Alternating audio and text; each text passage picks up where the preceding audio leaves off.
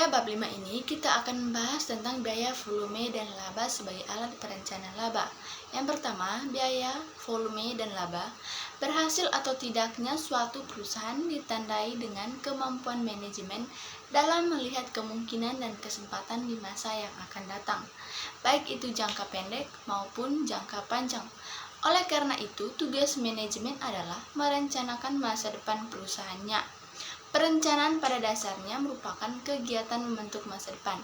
Kegiatan pokok manajemen dalam perencanaan adalah memutuskan berbagai macam alternatif dan perumusan kebijakan yang akan dilaksanakan di masa yang akan datang. Laba yang diperoleh perusahaan merupakan ukuran yang seringkali digunakan untuk menilai berhasil atau tidaknya manajemen perusahaan. Laba merupakan tujuan utama perusahaan yang berorientasi pada profit, sehingga akuntansi manajemen perlu melakukan perencanaan laba pada produk yang akan dijual. Untuk merencanakan laba, perlu mengadakan pengamatan kemungkinan faktor-faktor yang dapat mengaruhi laba perusahaan. Ada 3 faktor yang mengaruhi laba perusahaan, yaitu biaya, yang kedua harga jual, dan yang ketiga volume penjualan. Pada contoh, PT Konveksi Hakari memproduksi kaos polos sebanyak 1000 buah per bulan. Untuk memproduksi dibutuhkan biaya keseluruhan sebesar 20 juta. Harga pokok produk atau HPP kaos per buah adalah 20.000. Jadi, biaya sama dengan 20 juta, volume sama dengan 1000 buah, HPP sama dengan 20.000, dan harga jual sama dengan 25.000, dan laba sama dengan 5.000. Dari contoh di atas, untuk merencanakan laba produk, perusahaan perlu menghitung biaya produksi, mengetahui volume produksi, sehingga akan diperoleh HPP. Dengan mengetahui HPP, perusahaan dapat menambahkan laba yang diinginkan perusahaan untuk menentukan harga jual produk. Nama saya Maria Angelina Kewa. Selanjutnya kita akan membahas tentang titik impas. Analisis biaya volume laba merupakan suatu alat yang berguna untuk perencanaan dan pengambilan keputusan yang menekankan harga jual produk. Jadi, untuk mengetahui bagaimana pendapatan, beban, dan laba berperilaku ketika volume berubah, analisis biaya volume laba dapat dimulai dengan menentukan titik impas perusahaan menurut Howen Hansen 2012. Titik impas adalah titik di mana total pendapatan sama dengan total biaya atau titik di mana laba sama dengan 0. Mowen dan Hansen 2012.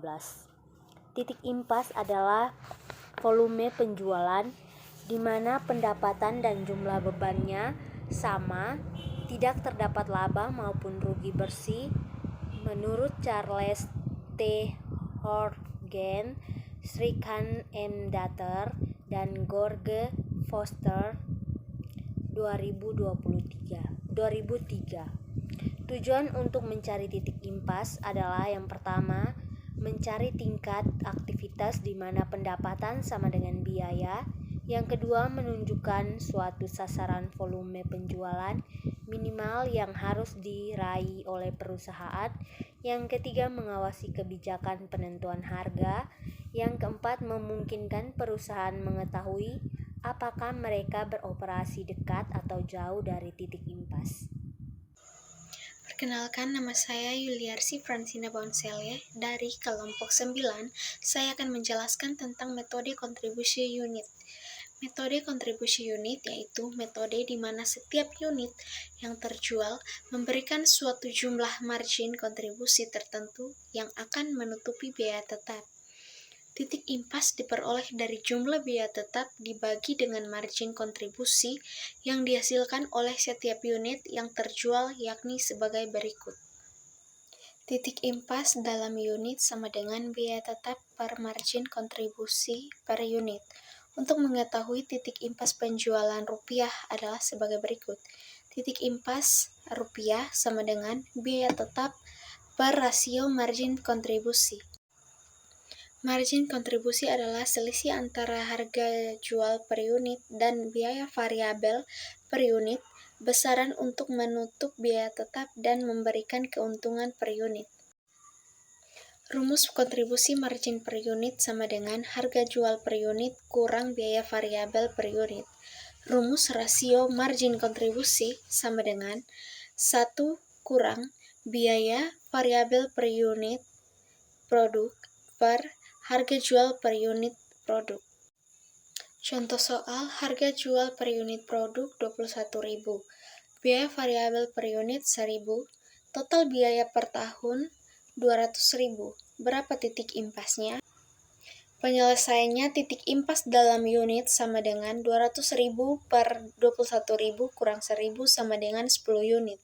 Titik impas dalam satuan uang sama dengan 200.000 per 1 kurang 1.000 per 21.000 sama dengan 210.527. Sekian dari materi yang saya jelaskan. Terima kasih. Perkenalkan, nama saya Yosef Parlindungan Opusunggu. Saya sebagai pemateri ketiga.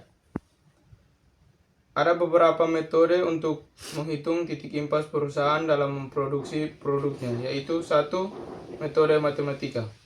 Titik impas dapat ditentukan secara matematis atau secara grafis dan dapat pula dinyatakan dalam unit penjualan maupun rupiah penjualan.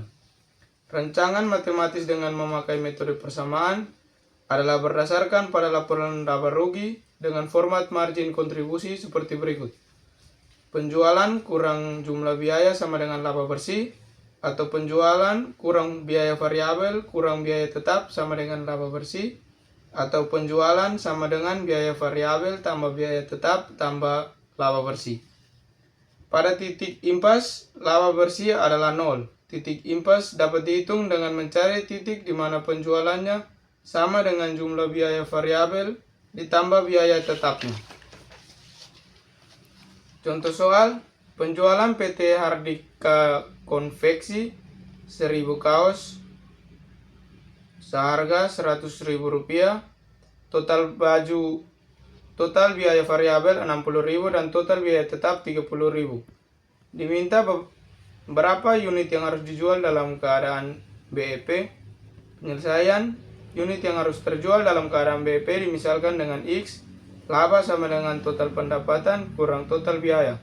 BEP itu labanya 0. 0 sama dengan harga kali unit kurang total biaya variabel tambah total biaya tetap. 0 sama dengan 100 kali biaya variabel X unit tambah 30.000. 0 sama dengan 100X kurang 60X tambah 30.000. 0 sama dengan 40X kurang 30.000, X sama dengan 750 unit dalam keadaan BEP. Jadi unit yang harus dijual supaya BEP adalah 750 unit produk kaos. Laporan rugi laba PT Hardika Konveksi. Penjualan 750 stik seharga 100.000 sama dengan 75.000. Total B variabel 750 stik sama dengan 45.000, total kontribusi margin 30.000, total biaya tetap 30.000, laba usaha 0.